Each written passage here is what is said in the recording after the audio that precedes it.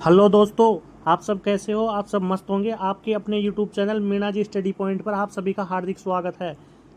मैं आज आपके सामने आरआरबी एनटीपीसी ग्रेजुएट लेवल के सभी मैथ के 7 शिफ्ट के इम्पोर्टेंट क्वेश्चन लेकर उपस्थित हूँ, जो आने वाले सभी रेलवे के एग्जाम में इम्पोर्टेंट है, क्योंकि सेम क्वेश्चन भर भर के पूछे हैं रेलवे ने।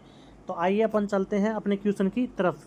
पहला क्वेश्चन है साथियों कि 15 वर्ष बाद एक पुत्र की आयु और उसके पिता की वर्तमान आयु का अनुपात 2:3 है। 15 वर्ष बाद पुत्र की आयु, पुत्र 8 साल का है 15 वर्ष बाद, ठीक है, और पिता की वर्तमान आयु, दोनों का अनुपात दे रखा है साथियों अपने को 2:3 दे रखा है। 2:3 अपने को दोनों का अनुपात दे रखा है। फिर कहता है कि 5 वर्ष पहले पिता की आयु, 5 वर्ष पहले एफ माइनस 5, F-5, 5 वर्ष पहले पिता की आयु, और 5 वर्ष पहले ही पुत्र की आयु, 5 वर्ष पहले ही S-4 पुत्र की आयु सन-4, पुत्र की आयु का 4 गुना। अब बराबर करने के लिए पुत्र की आयु का 4 गुना कर दिया, ठीक है।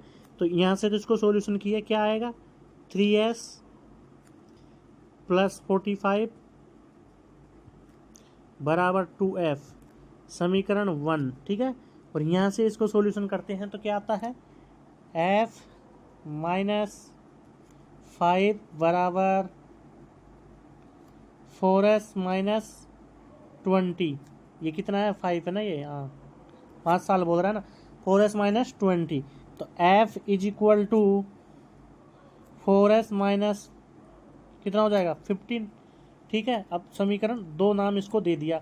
अब समीकरण 1 की वैल्यू समीकरण 2 की वैल्यू 1 में रखने पर क्या आएगा देखिए 3S + 45 बराबर 2 × F, 2 × F करेंगे तो क्या आएगा, F की वैल्यू है 4S - 15, इसको 2 से गुणा कर देंगे तो 8S - 30, ठीक है। यहाँ से इधर उधर ले जाएंगे, क्या ले जाएंगे 30 को इधर लाएंगे तो 75 बराबर 5S बराबर कितना बच जाएगा 5S। S की वैल्यू कितनी आ गई 15, यानी कि बेटा कितने साल का है, बेटा है 15 साल का, बेटा कितने साल का है 15 साल का है, ठीक है ना। बेटा कितने साल का है 15 साल का है। तो यहाँ से समीकरण 2 में बेटे की एज रख लो और फादर की निकाल लो, कितनी आ जाएगी 60 में से 15 गया तो 45। तो फादर कितने साल का है 45 साल का, फादर कितने साल का है 45 का, और पुत्र कितने साल का है 15 साल का। Option A is right answer, ठीक है दोस्तों। अगले क्वेश्चन की तरफ चलते हैं। अगला क्वेश्चन है, इसमें क्वेश्चन में कैलकुलेशन थी तो उसमें मैं कुछ नहीं कर सकता, वो क्वेश्चन ऐसे ही होगा। अगला क्वेश्चन है कि एक बेलन का वक्र पृष्ठीय क्षेत्रफल उसके संपूर्ण पृष्ठीय क्षेत्रफल का आधा है। बेलन का वक्र पृष्ठीय क्षेत्रफल संपूर्ण पृष्ठीय क्षेत्रफल का आधा है। यदि उसकी ऊंचाई 128 सेंटीमीटर है तो उसकी त्रिज्या ज्ञात कीजिए। तो बेलन का वक्र पृष्ठीय क्षेत्रफल क्या होता है, बेलन का वक्र पृष्ठीय क्षेत्रफल क्या होता है 2πr/h, और उसका संपूर्ण पृष्ठीय क्षेत्रफल क्या होता है 2πr r+h, ठीक है। संपूर्ण पृष्ठीय क्षेत्रफल ये होता है। अब ये क्या कह रहा है कि आधा है, ये क्या कह रहा है आधा है, ठीक है ना। संपूर्ण पृष्ठीय क्षेत्रफल का आधा है, यानी कि ये 1 है तो ये 2 है। अब इसको काट लो, किससे कट रहा है 2 से 2 कट गया, पाई से पाई कट गया, इस r से r कट गया, ठीक है दोस्तों। अब आते हैं सॉल्यूशन करते हैं इसका।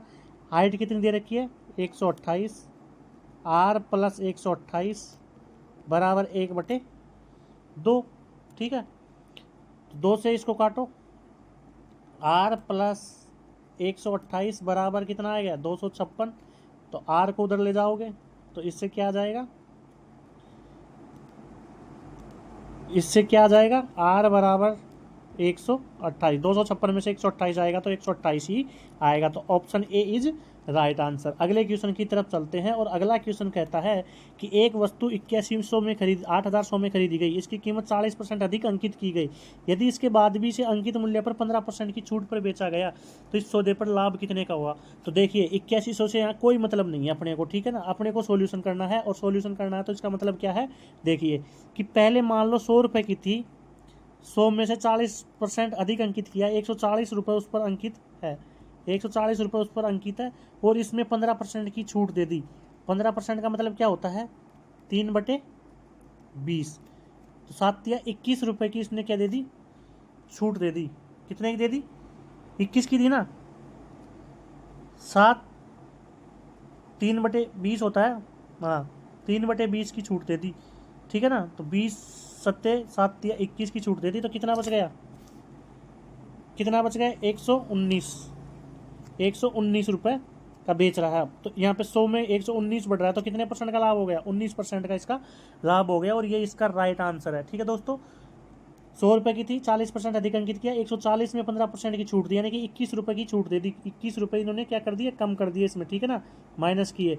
तो कितने की बिक्री है, 119 रुपये की जब वस्तु बिक्री है तो 100 से 119 होना, कितना लाभ, 19% का लाभ। अगले क्वेश्चन की तरफ चलते हैं, और अगला क्वेश्चन है कि 2295 मीटर की वर्तीय दौड़ में सिद्धार्थ 85 सेकंड में एक चक्कर पूरा करता है और यश 45 सेकंड में एक चक्कर पूरा करता है। यदि वे विपरीत दिशाओं में दौड़ रहे हैं तो परिधि पर वे कितने अलग अलग बिंदुओं पर मिलेंगे। देखिए 2295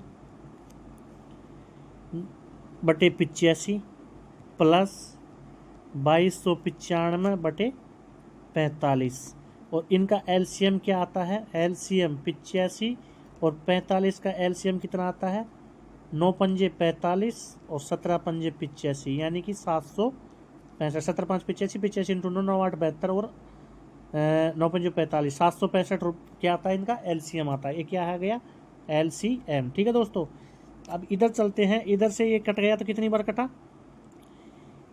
कितनी बार कटा, 85 का 4 बार, 240 नहीं 3 बार, ये कट गए हैं यहाँ से कितनी बार, 31 बार कटा ना।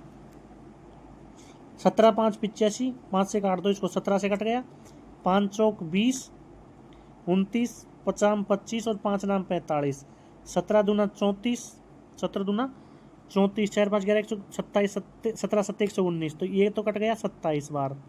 और ये कितनी बार कट रहा है, 45 पंजे 225, 4 बज का 45 एकम 45 प्लस 51, टोटल कितने आ गए 78, टोटल कितने आ गए 78। ठीक है, अब यहाँ पे कितना आ जाएगा 765 बटे 78, 765 बटे 78, क्योंकि वो अलग अलग दिशाओं में जा रहे हैं और ये मिलने, ये एक चक्कर का एलसीएम आ गया 765 पर, ये मिलते हैं, तो 765 बटे 78 कितने अलग अलग बिंदुओं पर ये 765 मीटर पर मिलते हैं, और 78 मतलब दोनों मिलकर 78 चक्कर लगाते हैं, तो कितने कितने अलग अलग बिंदुओं पर मिलेंगे, 765 में क्या दो 78 का भाग दो, ठीक है ना, 765 में क्या दो 78 का भाग दो, कितना आएगा 765 डिवाइड बाई 78, ठीक है।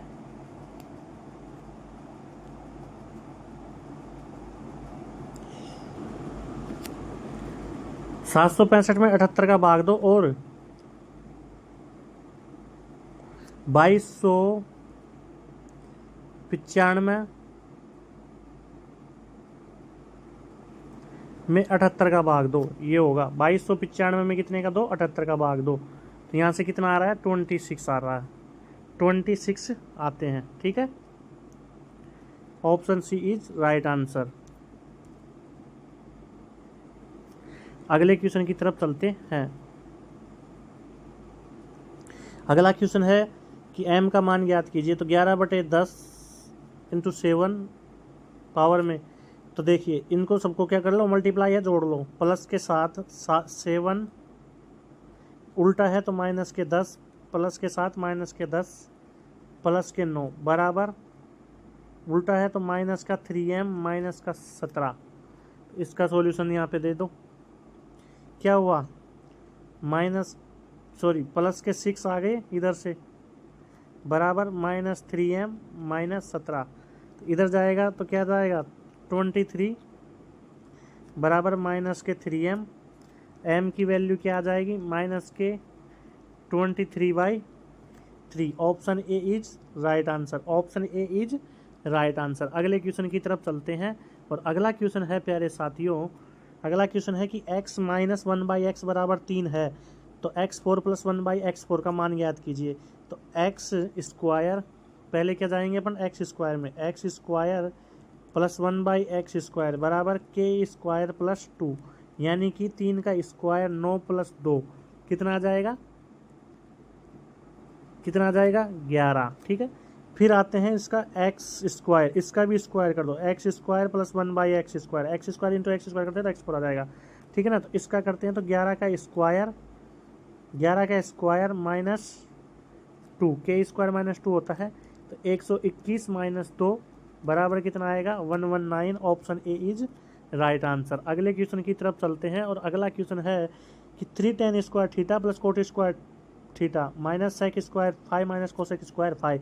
तो यहाँ पे पुट वैल्यू कर दो, थीटा की वैल्यू कितनी 45 डिग्री, कितना आ गया 3 + 10 स्क्वायर 45, 1 + 1 माइनस √2 का स्क्वायर कितना हो जाएगा 2 + √2 का स्क्वायर 2, ठीक है। इंटू में है ना ये, तो हाँ इंटू में है, तो 2 दूनी का 4, 3 + 1 + 1, तो 4 से तो 4 कैंसिल हो गया, 3 1 से 1 और क्या बच गया ऑप्शन बी राइट आंसर 1। अगले क्वेश्चन की तरफ चलते हैं और अगला क्वेश्चन है कि x y z का योगफल 12 है और उनके वर्गों का योगफल कितना है 20 है। तो x³ y³ + z³ minus 3xyz का मान क्या होगा। तो यहाँ से क्या निकलेगा, देखिए x + y + z का होल स्क्वायर बराबर, इसका फॉर्मूला क्या होता है x³ + y³ + z³, इसका फॉर्मूला देखिए पूरा फॉर्मूला क्या होता है। तो इसका पूरा फॉर्मूला होगा, क्या होगा x³ + y³